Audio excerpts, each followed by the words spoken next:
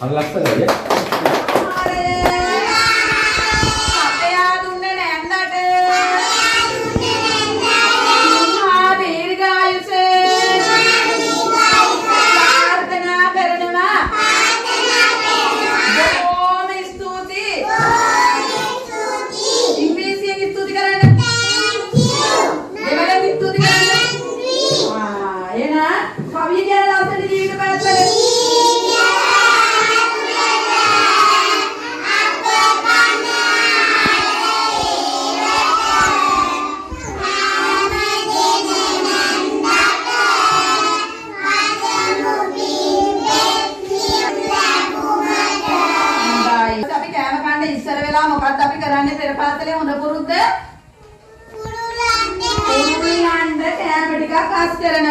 ඇයි අපි කුරුල්ලන්ට කෑම දෙන්නේ කියමු මේ මාමලාට බලන්න අහන්න.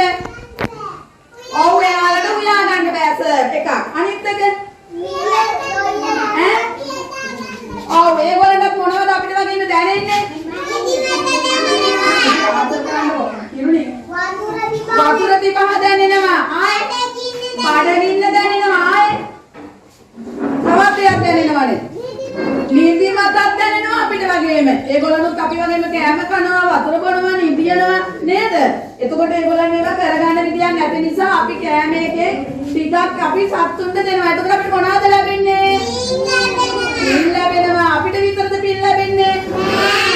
එහෙනම් කෑම දෙන නැන්දට පින් සිද්ධ වෙනවා. එහෙනම් අපි ඔන්න ලොකු පිනක් කරගත්තා නේද? ආකියෝ බලන්න මේ ආහාරය අපගේ යාළු සතුන්ට ආහාරයක්ම වේවා.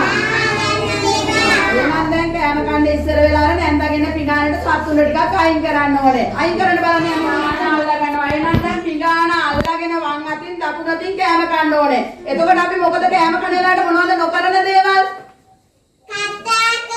කතා කරන්නේ. ආයේ අපි නොකන දෙයක් මිරිස් කෑල්ලක් කරපිංච කෑල්ලක් තිබ්බොත් මොකද කරන්නේ කෑම එකේ?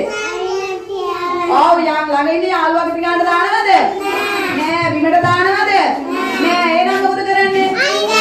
පිඟානේ අයිනෙන් තියා ගන්නවා. පිඟානේ අයිනෙන් තියා ගන්නවා. එහෙනම් බත් අරන්නේ නෑ. චච්චක් ගාලා සද්දය එන්නේ නෑ. පාඩුවේ නිදාසේ කෑම කන්න ඕනේ. මේ සර්ලා මොනවද දෙනවද ගන්නෑ මොකක්ද දෙනවලු හැබැයි නෑ මේක විතරලු දෙන්නේ බාත් හලපු කට්ටියට තේ ගහපු කට්ටියට මේ අත පුරා මෙහි ගහගත්තු දෙයක් දෙන්නේ නැහැලු අර දැන් බලාගෙන ඉන්නේ ඒ නිසා